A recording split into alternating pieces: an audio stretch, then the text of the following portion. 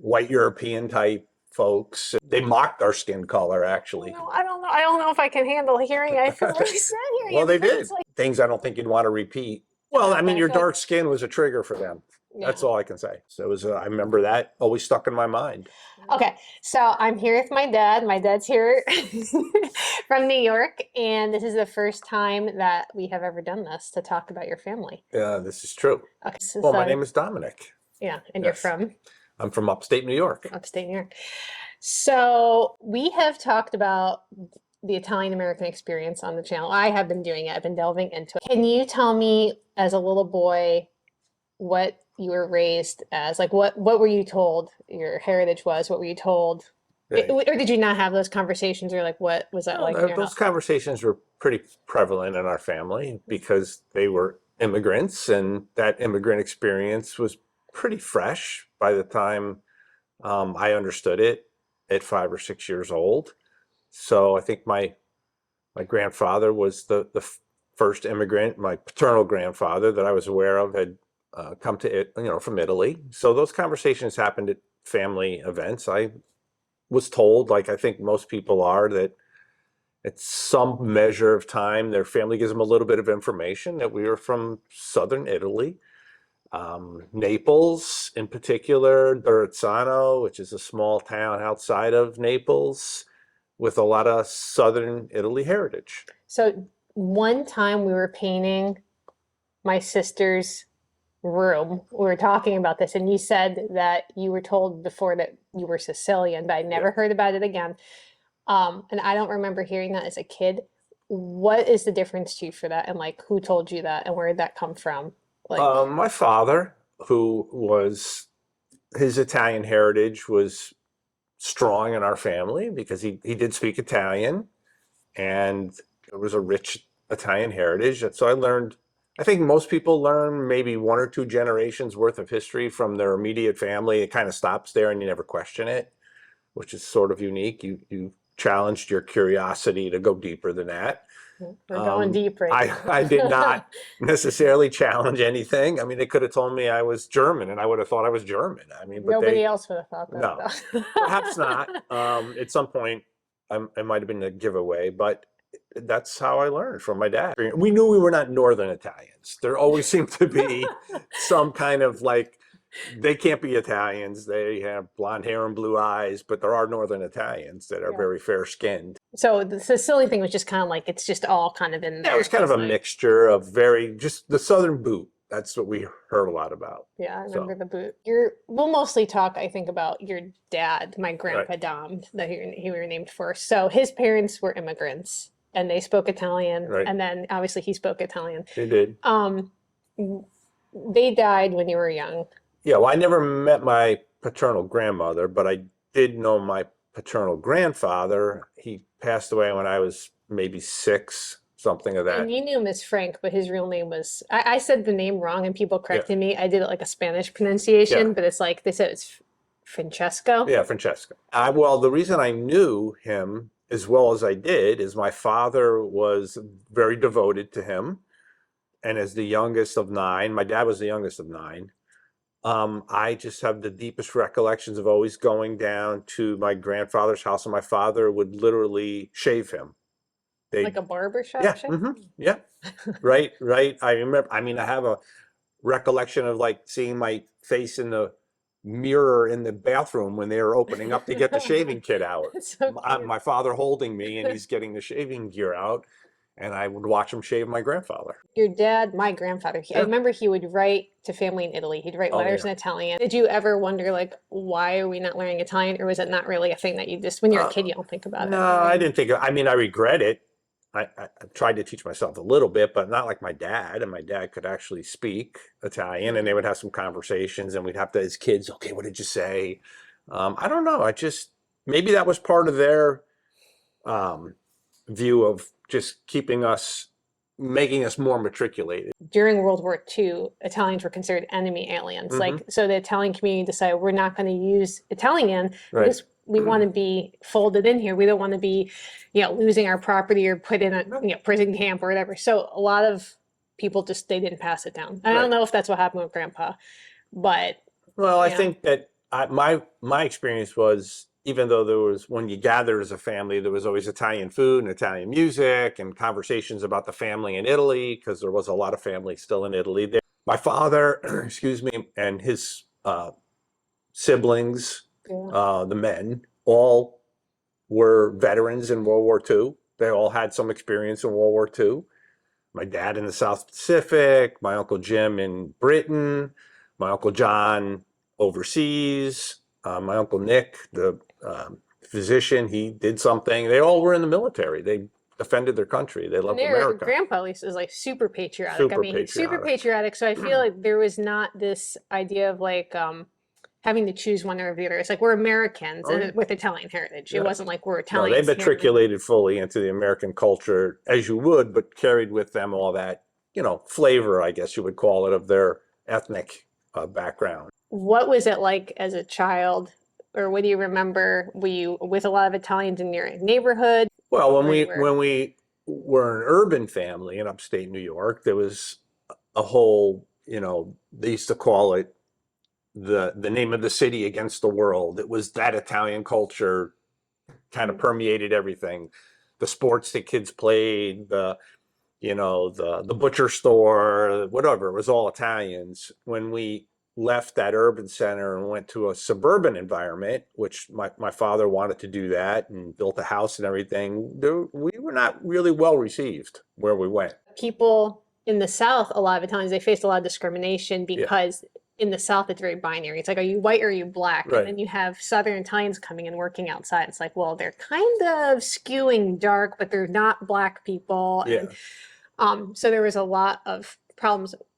What level or like, what was the experience in New York, which was very different, Okay, but well, I think I'm speaking somewhat firsthand because these conversations happened in our home, our new home in a suburban area. I remember my parents, I can remember the conversations and them talking about how the neighbors shunned them and they weren't invited, they weren't welcomed. It was very rural, it was farmland, it was, the people that had already settled there were all white European type folks and of a couple different ethnicities, but remember they felt very shunned and isolated, and the kids actually, they mocked our skin color actually. no, I don't know. I don't know if I can handle hearing. I feel really sad hearing Well, it they because it's did. like I believe it, but it just makes me feel so sad because I feel like where we grew up. So like going to Louisiana and going to these places, I'm like, I expect certain things, Yeah. and I feel like people are like, well, New York and the North is so we're so advanced and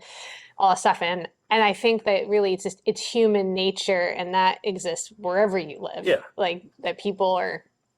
Well, I think part of the American experience has been there's ethnic groups that they've matriculated, they've acquired attributes of the new culture, they slowly work their way into society, they slowly creep up, and I think even in the early 60s, Italian Americans in rural upstate New York were not commonly known, and it seemed like a foreign culture to people, and they were shunned for a So while. you were a little kid. Were these neighbors saying like what Yeah. would they say to Yeah, you? well, the kids just, they would say things I don't think you'd want to repeat. I Okay, mean, I your feel like dark skin was a trigger for them. That's yeah, all I can say. yeah. I mean, what in their minds, how they computed that to be whatever ethnic group you were, Mm. somehow dark skin or darker skin was an attribute that they didn't welcome. It Yeah. wasn't earned your keep, I guess, by proving yourself in the sports, well, among kids. I mean, Yeah, the right. parents, I think it was just slow, just a learning process for people to see you weren't so foreign, that you actually celebrated July 4th. you know, Right. that it wasn't just a bunch of Italians, having their music on a Saturday night after a big family meal. Oh, it's just interesting because I feel like people, Italians now, and I've said this on a channel, they're such an important part of being like the American subtext. It's like they're so beloved. I feel like people just they love Italians. Italian food is such a huge part of American food Yeah. now, but it wasn't that long ago. No. You're talking the Yeah, 60s. 60s, early It's like 60s. I mean, it's your childhood. It's Right, not long ago at all. right. How did you feel? Did it impact like how you saw yourself? Did you feel like as a kid, it's just so hard to like process that stuff? Like what? Well, my best recollections about that maybe answer your question, where I know that I had to defend myself a fair number of times. I mean, I learned to defend myself because they would pick on you. And I guess that's I mean, that happens a lot. I don't know if it was completely, if you could attribute that completely to culture, Mm. or if I was just the new kid on the block and that's the way they acted. But they were pretty mean-spirited about it. But I mean, there was one neighbor in particular who was much older than me. I literally had to get to the point in my development where I could beat him up in order to quiet them down. That's what it took. He was just really aggressive. Yeah, really aggressive and mean-spirited, and but eventually we became friends. But it was because you just start to stand up for yourself a little bit. It's great. What was Grandpa? So my grandpa Don, Yeah. your father Don, Yep. was he aware of like what was did they talk about like their experience? I'm not sure if I could answer that really without saying they were a little standoffish about it. I just think they expected us to navigate our way. They didn't really sit us down and coach us, or it was, I mean, they were experiencing it as adults when the neighbors that you move into are not coming over with an apple pie, but basically saying, "Why are you here?" A question everybody asked when they found out you're Italian, like, are you connected to the mob? Okay. And I found out I have another video that's coming out that it's actually not called the mob. That's not what they call themselves, but I'll save that for the next video. Cosa Nostra? Yeah, La Cosa Nostra, our thing. Um, what is your experience as an Italian American? So your grandpa literally Right. was born in Yeah. Italy, in southern Italy. Was that a conversation that came up? Is Yes. that a thing that's connected? Is this something that people just is a stereotype, or is it a Right. real connection? And what was your family Well, story? I think, well, I know my father specifically did talk to us about that. He did? He did. Are you kidding me? No, I he didn't know did because What? we would ask him because in the, you know, Hollywood or news or whatever, the whole thing about the mafia was always somehow in some kind of news. And we would ask him, well, what's our connection to this? Were you ever asked? And he said he wasn't, but that his father, when he arrived in America, that the La Cosa Nostra and that community approached him.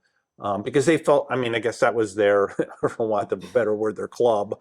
And he was approached, but he wouldn't do it. Are you serious? Right? He said he wouldn't do it. And That is the craziest thing I have ever heard. I literally, because I hear the stuff about the bomb, I'm like, this is overblown. It's not really, people aren't connected. But he was an immigrant from southern Italy, and it was a southern Italian Sicilian thing. Right. But How they do were you- escaping that too. I mean, part of the reason to leave was they were escaping these patterns and routines and the habitual things that their society accepted, and they were coming to America. And he apparently was strong enough in willpower and in his view of what was right for his family. He wouldn't do it. That's amazing. That's what my father told me. That's incredible. Well, so I love your grandpa, his story, because he came over here and he became a self-made man. Yeah, he was. He was a tailor. So tell me, what did he do when he came over? Well, I think originally in Italy, this is what I was told. He had started on a track to become a lawyer. Oh, really? Right. And That's I don't know crazy. where that fizzled out or shifted gears, but he ended up becoming a tailor that was like well respected and sought after, and that was a great skill actually back then. So that's how he made a living. He was he was a tailor of suits and all that stuff, and that's how he earned his living. Maybe that's why they wanted to dress well, so they wanted a tailor in their in their group. cadre, their little group. But he wouldn't do it, and that's what he did his whole life. And so he supported 9 children, and they all went to college, and they either became teachers or doctors. A lot of teachers and doctors. And musicians. And musicians. Yeah, that was a skill I don't have, but they had it.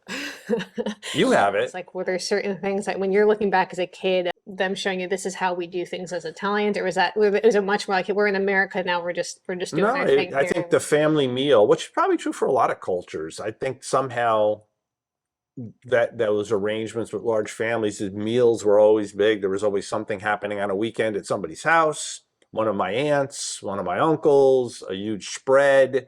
Everybody would show up. The mandolins would come out. The guitars would come out. They'd sing their songs. That was my experience. That's how we learned about what it meant to be an Italian family. It wasn't, it was kind of organic in that sense, but that was a very strong component. People, they love to get together. They, even though they're always infighting, I mean, it's the nature of families. There was always something that ruffled somebody's feathers. Put up like a little survey if people want to ask questions, but I didn't give a very big window, so I don't have a ton. And some of them you already answered, but I'll still ask them. So as people had asked questions. Did people consider you white? Did he get white privilege growing up? The opposite. I do not like the phrase white privilege for a lot of reasons, because I think now people would say, well, if you're Italian, you're white for sure. Right. Like that is the thing. But your personal experience as a child, it's like, well, I think if you have X, Y, and Z happening, I think it doesn't matter how you see yourself, it matters how are people responding to you as a person. Yeah. And that's Well, your difference. If by white privilege there's some kind of like access card into relationships where there wasn't some need to prove yourself, that wasn't true. I mean, we had to prove ourselves because we were shunned a little bit. I mean, again, I don't want to equate it to some other groups that have much harsher treatment, which is just a fact, but they did not, a dark-skinned person to them when they had a different skin color, that was not where they were coming from. So there was, I don't think there was any like, yo, you're accepted, right? Everybody seen The Godfather. He thinks that's how it all works. I mean, that's the extent of their, objection about Italians. I think it's almost like a novelty to them at this point. Yeah. I think Italian Americans were very well received. I mean, across the culture, entertainment, sports, politics, career choices.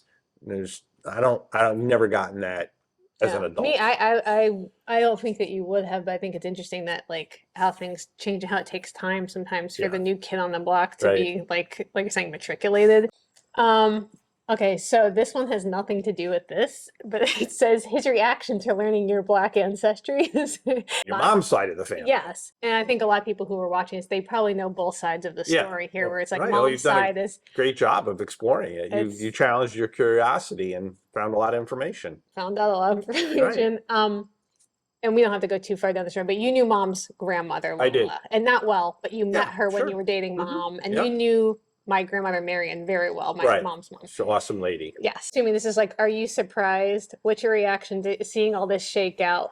Well, okay, I have to answer that in two ways. I mean, I think there's a natural, surprise, a little bit taken back that so much of it you've unearthed has led down the pathway to a lot of ethnic and culture mixing I really was not aware of, because having met your mom and just sizing her up in a physical sense. My mom, who you're still married to. Yes, of course. Alive and married still. Right. 38 years. Yeah. Is it 39? I'll remember. But in any event, and she was told they were Irish and French. That's what she told me. Okay, you're Irish and French. That's what I believed. And Marion, her mom, I think passed as Irish and French. I mean, that's what we were told. That's what I believed. Now, knowing Marion, the sweetheart that she was, the fact that there was a fib or two in there that led to a deeper, cultural spectrum than I was expecting, I kind of understand it now because I knew how Marion was. She was a good keeper of secrets. No, that was all going on your side of the family. You went pretty far back. But they didn't have the resources you have, I think, to take that storyline and move it forward through, several hundreds of years. All of my siblings have the same story of they get approached and asked, are you this? Or someone starts saying something to them, whatever language that person speaks, and it comes out. That has happened to you on a few occasions, even though you don't have mom's extremely diverse, DNA wheel. Right. Tell me about some of the times that's happened to you, and are you surprised when that happens? Some people thought I was Arab. Some people thought I was Egyptian. Some people, they didn't equate me with being Italian per se. Some it's happened, but I don't think it's happened with the frequency it's happened with you guys. I mean, well, it's because of what mom gave us. Perhaps. You have a lot of qualities that I think can bend toward different cultures at times, depending on how you might dress or present yourself, or what hairstyle you're using that day. I think that's true for you and your sister, your brothers. The hairstyle I'm using. They can kind of use different looks Yeah, and you maybe can lean fit into in. different things. At least in people's mind. I mean, that's a superficial judgment by It is. people, but It is. it can So, happen. when I first took a DNA test with yours, and yours changed because, and then it turned to 100% Southern Italian at one point. But when it Which I warned you it was going to you happen, did, but right? the first time it happened, it was I think 30% North African, but it was Egyptian Yeah, mostly. yeah, I But remember you then, told me but then that. it like kind of reshuffled Right, itself, right, and right. who knows what will happen next time. What do you make of that? Do you feel like that's like an anomaly? Do you feel like that's just a part of having Sicilian heritage? Like, I know it's corny. I'll say, I mean, you've heard me say it, you'll probably yeah, shoot it down. It's just some kind of like, that's what you'd like to think, right? But I mean, I just always tell people the Roman way of life basically governed, the known world for 900 years. That's just an historical fact. You've got to believe that there was some cross-pollination of cultures cross-pollination. happening with Roman soldiers in the known world for 900 Oh, for years, sure. right? Oh, Okay, for so I mean, sure. it's Yeah. easy for me to believe, okay, there could be some, North African heritage in my family stream somewhere or something to the east of the Mediterranean. How could that not be the case? Yeah. Right? I mean, I just think that that would be common sense given the history of Rome. But the um culture was for your family has always been Southern yeah, Italian. well, It's just absolutely. there's never Yeah, been like a. yeah, no, nobody goes around and suggests anything else within the family. I don't think they would know unless you educated them now, right? If I they don't were here know. to be I, educated. I like to believe what the family says, but I think Yeah, sometimes you don't even what you're repeating, you just were that's all. told and you're just It's two or three, two, maybe three generations at most of somebody telling somebody, okay, that's what it is. And that's where you stop your query. Mhm. And you were a little bit more, you had an itch to scratch, and you scratched it and you went a lot deeper and you found out it's really not what it's all what it looks on the face of it. You went deeper than that. You kind of touched on it, but do you know why your grandpa even came over here? I don't. I don't think my dad ever told me even what he may have learned about what it was that was the motivating factor. I wish I could have asked grandpa. This is stuff where I'm just like, Yeah, why didn't I sit down and yeah, ask? And it's the yeah. most frustrating thing to be like, now I don't know. Well, sure. There was a lot of Italian spoken, and their broken English, then Italian, and their little storytelling. But they had a world of experiences I almost can't relate to. Mm. They're first generation Americans. They're fighting, clawing their way into the culture. They're going to schools. They're getting some rejection because of who they are. They're still in an enclave in their urban community, you know, where they feel like it's them against the world. Um, and I think that was a pretty common experience for a lot of groups that slowly made their way into, the mainstream of American life. So they had lots of stories. I don't, to me, I just was an American. I mean, the kids might have been abusive when I was young, and that's kind of just, I guess, what kids do. And my parents might have had difficulty in a new community, but I couldn't put two and two together then. That didn't really, I understand it now. It was just prejudice and bias and those kinds of things. But I just was an American. I loved America. My father kind of taught me that. He came to be my hero in a sense because I really relished the idea that at 17 he dropped out of high school and joined the Navy and went to the South Pacific. Yeah, Biggest definitely. regret is I never followed in his footsteps to do that. To give service to your country the way my father did and the way his siblings did and the way that entire group of Italians did that I became aware of as a youth, kind of pseudo uncles, people who were your godparents but weren't related to you and all that. They were just tremendous patriots. I really don't want to give too much information, but I do want to say, so you are an attorney, Yep. and I remember trying to go to law school to be like you. You said, do not do this. Yeah. I'm kind of glad it, but I still feel like somehow I have fallen into the hole of constitutional law because I Yeah. can't get out of it because it's Right. fascinating to me. Yeah. So I've been wondering, oh, if white's the boogeyman, if a white man's, what is a white person? Am I white? Because I was raised white, but then Yeah. it's like, well, you have people say, no, you're not. These legal cases where people are fighting to be white, so they had to try to Sure. squeeze into this group that means nothing Right. and say, yes, I am white. Just as an attorney now, like, what do you think about those kinds of cases, and like, I don't know. I'm just curious, like what you think about that. Well, I mean, you study constitutional law in law school. I mean, the thing I steered you away from is I just thought the practice of law is very difficult. I don't think I would have been Private happy practice doing is it, difficult. I but think a law school education is one of the greatest educations you could have. it's a Um, little late for that now. So and many people choose to do it later in life, I even won't be now. doing that. Well, there's something about the Socratic method where you're challenged when you read something to really talk it out and argue it and possess the information to argue it. But we read all those cases in constitutional law. We read about the cases that led to changes in the law, changes about segregation, how the court developed over time. I'm happy courts were at least at the forefront to kind of challenge society to make these big changes that were necessary. If you believe what we believe as Americans and these promises that are made in these documents that create our nation, yes, we want to be that nation that lifts everybody up. So I would always, those cases meant a lot to me to read those cases. I personally I never argued any of those kinds of cases. I mean, I've argued discrimination cases, but not of the ilk of race or ethnicity.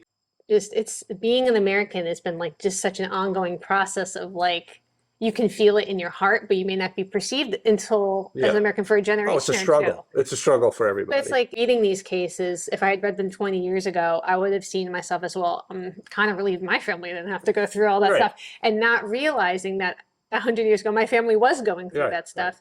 And I think it gives empathy for people Sure. to just kind of realize, like, okay, like I may not be where you are now, but my family was where you were. Maybe that's the extreme value of what you did for yourself out of curiosity for your family is to help other groups see that at some point we're all somewhat challenged. Other groups more harshly than some, and you can't deny that in being a historian, but people were challenged about who they were. Could you matriculate into this society? Could it be homogeneous? Could we not be like, break up into groups that were always combative? Could we adopt some kind of heritage? And I'm happy that in our system, we it's sad that we had to do it, but it's good we had venues to do it, right? We had a way to correct errors. Courts were often the way, sometimes legislation, but courts were often at the forefront of correcting errors. It's one thing about being a lawyer that I respect, that at least we have a mechanism to try to fix wrongs. We try to remedy wrongs.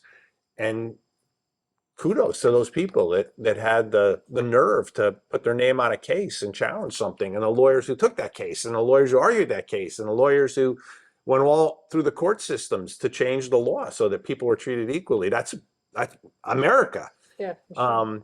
And that's still going on. It's still a struggle. We're supposed to create a more perfect union. It's not perfect. We're working at it. I love that phrase. So part of the reason I love history, and I've said this on here, is because I remember being a kid with you, having Cape Cod potato chips with you, and you had iced tea, but I didn't. Right. And we're watching Civil War I documentaries where always you did. just hear, yes, we're sitting on the couch and Okay. battle. There's always there's a Civil War photograph, and then there's a letter being read Sure. over it with Battle Hymn of the Republic. Right. Anyway, all of these things have been ingrained in my Right. heart. As a kid, I feel like I looked up to the founding fathers in a way that was probably wrong. Yeah. Like because I'm like, look at Yeah. these giants among Right. men. In some ways they are, because they're Yes. incredible geniuses. I Absolutely. think there's a lot of divine intervention Yeah, with there's these a things. spark there. But they're also infallible, and I think that Well, they're that fallible. They're flawed. yeah. Oh, not infallible. Yeah. Right. Yeah, they're totally fallible. They're fallible, and it surprised and hurt me a little bit to realize that. Now I think it's kind of given me a better perspective. But I don't want to tear down like the foundations of the nation. But you Right. look at and say, okay, so in 1790, only free white men Right. could be citizens. I disagree with that, right? But at the Right. same time, you have things being penned like all men are created equal, and so there's this weird tension that I think I'm looking at and saying, okay, like we can improve upon the things Sure. that the foundation that has been laid. I don't feel like that means we throw it away because it wasn't Right. perfect. Isn't it like a cake? I mean, all the ingredients were there. It doesn't mean the cake's been baked yet. The ingredients were there. Somebody has to know how to handle those ingredients. They have to take all the things that we talk about in broad sweeping terms, like liberty and freedom and equality and all these things, due process, and all these ingredients are there. We're one of the few nations in the world that has these ingredients. Other nations don't even come close to having these. I've been overseas. They don't have these ingredients. We have the ingredients. They're more than just words. Now, fallible men were managing these ingredients. And sometimes it stretched them to the point where they couldn't be stretched further, and they stopped. And they couldn't bring themselves one more step and add one more ingredient. So now another generation said, well, we can add that ingredient. Then we can add that ingredient. It doesn't mean it's perfect. It doesn't mean we've reached perfection, but I think all the ingredients are there. I mean, that mortal men and women can have a divine spark and still capture something that can lead to another generation improving on it. There's growth possible within the framework of those documents that benefits all of society. We have something inbred in us where we know when we see a wrong, we say, well, we have to correct that wrong. Well, I mean, once we're enlightened to say that's wrong, everybody jumps in to say, okay, let's figure out a way to correct it. Let's make it better. And it's, that's what's great about America. That's why my father went into the South Pacific at 17 years old. That's why even ethnic groups that were belittled and discriminated went into war. They understood, okay, it'll get better, right? We'll make it better. We'll prove we can be part of making it better. And they made it better. So, I mean, what you're doing is awesome to explain to people you're deeper than, what you were told about 2 generations worth. And there's just a relationship we have that's deeper than what we've been told. I think it's probably true for a lot of people. I think a lot of people think they have like a boring Yeah, family story. It's like I there's agree. no way that you could. There's just no way, no matter whether your family started here in the Americas or your Right. family came here or was brought here, like they went through a lot of things, whatever it was. That you could be. Whatever you've tapped into, and it seems like you've tapped into a lot, I think it's that people can do the same thing you did, and they're probably going to find, wow, I didn't know all this culture was the background of my heritage here and who I am. So I'm sure they could all do it. You did it. And I think that's true. And they if they want to, just be left with the 2 or 3 generations of storytelling, they'll be left probably with an untold story.